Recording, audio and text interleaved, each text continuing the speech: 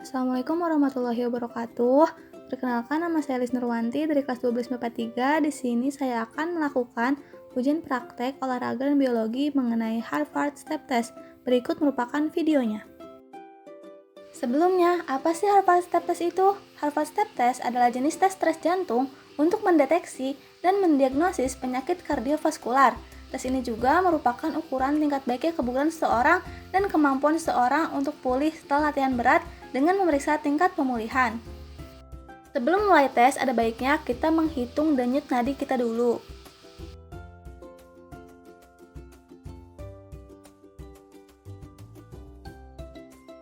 Berikut merupakan gerakan Harvard Step Test.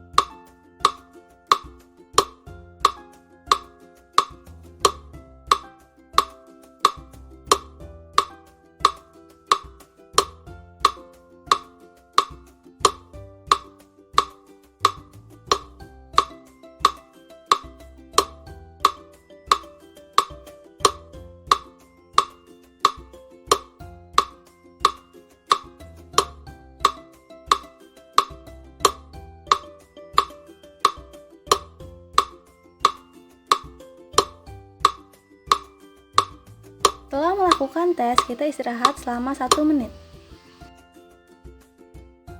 Setelah itu, kita menghitung denyut nadi untuk yang pertama selama 30 detik.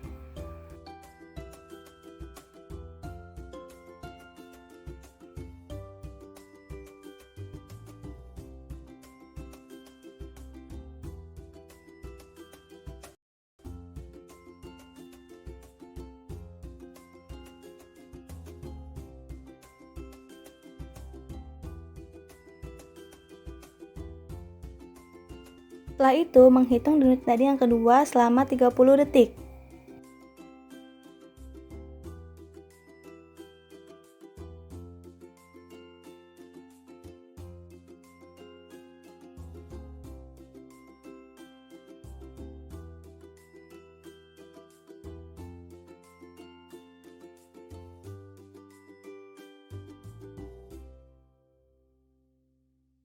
Berikut merupakan hasil perhitungan hari hasil tes saya. Saya mendapatkan skor 83,916, yang artinya tingkat kebugaran jasmani saya baik. Mengapa kita bisa melakukan gerakan seperti ini?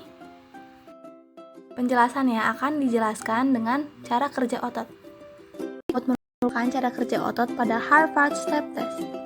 Tahukah kamu organ apakah yang sebenarnya menggerakkan kaki atau bagian tubuh yang bergerak? Nah, alat tubuh yang memungkinkan manusia untuk bergerak adalah otot, sedangkan tulang hanya berfungsi sebagai alat gerak pasif. Adapun sifat kerja otot, untuk melakukan suatu gerakan diperlukan kerjasama lebih dari satu macam otot, paling sedikit 2 macam otot. Otot tersebut ada yang bekerja saling mendukung dan ada pula yang bekerja berlawanan. Pada gerakan Harvard Step Test ini, sifat kerja otot yaitu antagonis. Otot antagonis adalah otot yang bekerja saling berlawanan, sehingga menghasilkan gerakan yang berlawanan atau berbeda arah. Otot antagonis pada Harvard Step Test yang pertama ada ekstensor.